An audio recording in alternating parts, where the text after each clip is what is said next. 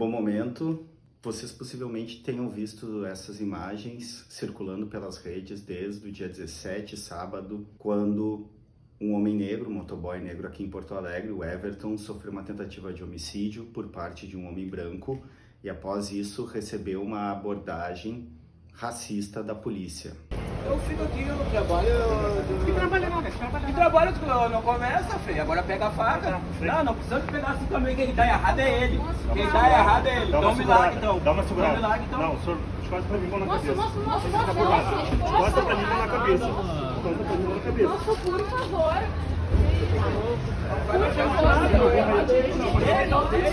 Por favor, moço.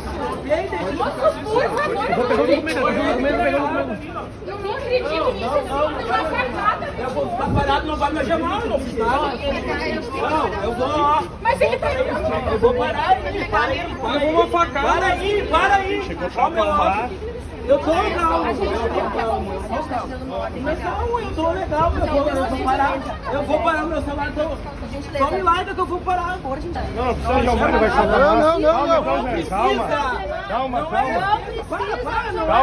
Ele tomou uma facada. Não é existência.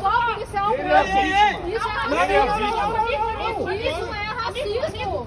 Tu não precisa jogar a minha flor. Eu li o faqueado. Calma, Jean, calma. Calma. Não precisa chamar ele. Olha, o cara toma uma facada na pessoa sentada. Essas imagens que eu acabei tendo a ideia no momento de registrar, tive a frieza porque o nervosismo tomou conta de todo mundo. Eu vou então contar para vocês o que aconteceu e no final propor uma pequena reflexão, principalmente para outras pessoas brancas como eu. O que aconteceu? No sábado, dia 17, em torno do meio-dia, estava eu com alguns amigos e amigas e mais umas 20 pessoas numa fila esperando o restaurante que existe naquela rua e que a gente tinha ido para almoçar abrir, que ele abre ao meio-dia. E nessa rua, que fica no bairro Rio Branco, em Porto Alegre, e essa é outra nota triste e irônica, o bairro Rio Branco, até o começo do século XX, era conhecido como colônia africana pela presença, por ser um território negro.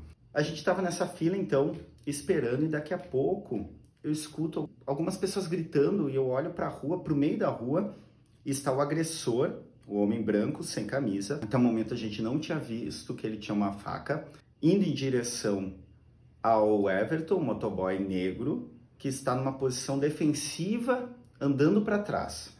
E aí a gente começou a prestar atenção naquilo e começou a gritar e chegar perto para tentar entender.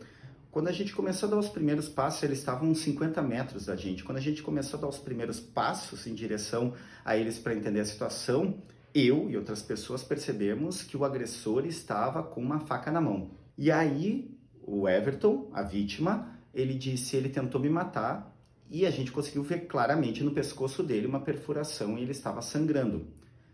O Everton, então, começou a ir para trás para se defender e pegou uma pedra. Nesse meio tempo, algumas outras pessoas já estavam vendo. Eu e mais umas 10, 15 pessoas chegamos perto para tentar que a situação parasse. Aí a gente começou a entender um pouco melhor o que estava acontecendo. Ligaram para a brigada militar. E nesse meio tempo, que levou uns 10 minutos para a brigada chegar, a gente estava tentando manejar a situação. Em um determinado ponto, e o agressor tentou esfaquear o Everton mais de uma vez.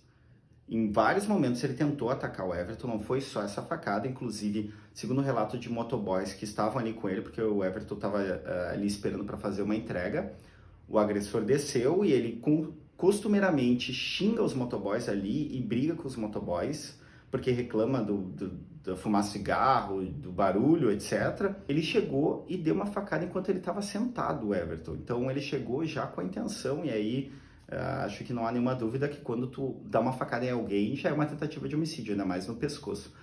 Mas quando estava a situação se desenrolando e a polícia não tinha chegado, o Everton pegou uma pedra para se defender, por óbvio, porque ele sofreu uma tentativa de homicídio. Ele foi em direção ao agressor para atirar a pedra. Nesse momento, a Hélida, ela é de São Paulo, estava aqui em Porto Alegre, minha aluna de curso online de filosofia, que se tornou minha amiga, uma mulher negra, chegou perto do Everton e falou para ele não atirar essa pedra, dizendo: nós que somos pretos sabemos como as coisas funcionam para nós. Se ele tivesse revidado o agressor, obviamente isso ia ser usado contra a vítima. E eu, inclusive, estou gravando esse vídeo para responder esse monte de céticos que apareceram na internet para dizer que não sabem o contexto, que não é bem assim. Então, estou aqui para explicar os fatos que eu presenciei. Eu comecei a gravar a partir do momento posterior ao Everton ter tomado a primeira facada. Eu não vi, nem ninguém daquela fila viu a primeira facada. Esses são relatos de comerciantes e dos motoboys que estavam ali, que ele tomou a primeira facada enquanto ele estava sentado. A polícia chegou, e aí, nesse momento, tem meu vídeo mostrando, eu tive a frieza, porque estava todo mundo nervoso, né? Tava vendo uma tentativa de homicídio. Eu tive a frieza de gravar numa live no meu Instagram, porque eu pensei, se pegarem meu celular, pelo menos parte já estará online na internet. Algumas pessoas podem ter visto, etc. Foi o que eu pensei na hora. Então eu comecei a gravar, e aí chegou a polícia, e o vídeo mostra isso muito evidentemente. O agressor, ele não é abordado, o senhor branco não é abordado, ele está com uma faca na mão. Então qual que é o cenário? A polícia chega, tem um homem negro com um celular na mão, com a garganta sangrando, com pelo menos 20 ou 30 pessoas dizendo ele é a vítima, tem um homem branco do lado, com uma faca na mão. O homem branco não é abordado, e o Everton, um homem negro, ele vai ser revistado. E aí ele diz, não, eu sou a vítima.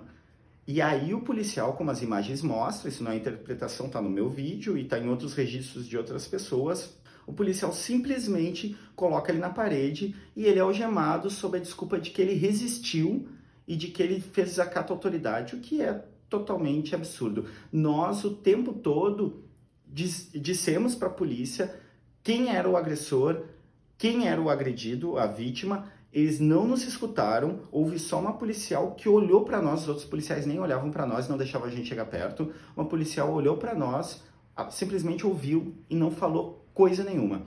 E aí, como começou a mobilizar muita gente e as pessoas acusando de racismo e de inversão, né? Enquanto isso, parênteses, o senhor branco, ele vai tranquilamente para casa dele, largar a faca e trocar de roupa.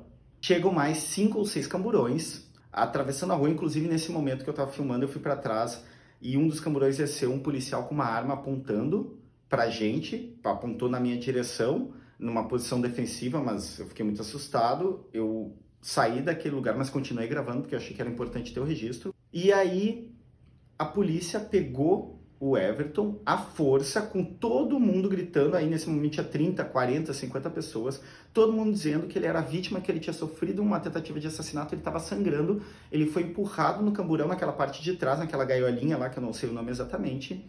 E aí, como a população continuou ali, foram até o prédio do homem branco, o agressor, esperaram ele desceu tranquilamente, algemaram ele, levaram ele no banco de trás, sem nenhuma violência, conversando. Inclusive, no meio dessas gravações, eu tirei essa foto que mostra o agressor sorrindo com a policial, enquanto o Everton é violentamente jogado dentro do camburão.